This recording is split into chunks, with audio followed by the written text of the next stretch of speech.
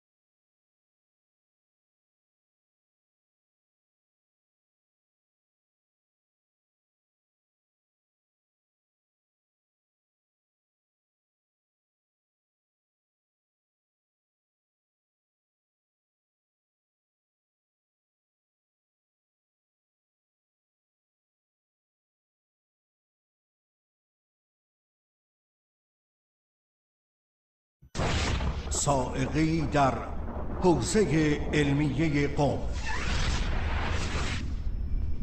امیدی دوباره به اصلاح در جامعه روحانیت شیعه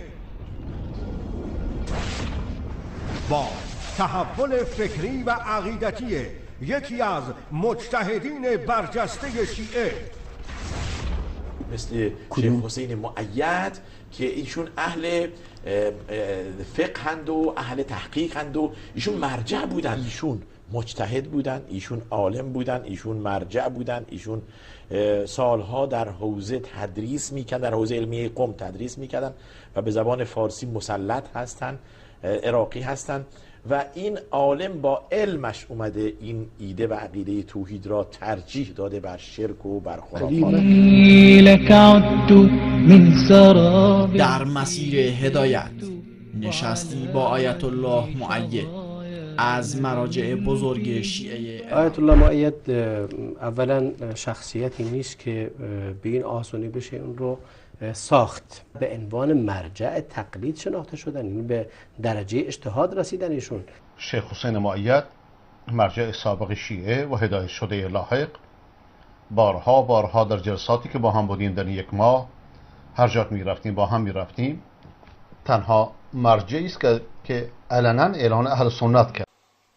من بعید میبینم کسی گفته باشه که آقای مؤید مرجع شیعه باشه. حالا من باز میبینم کجا گفتن این مرجع شیعه است. مرجع شیعه نیستشون آقای مؤید.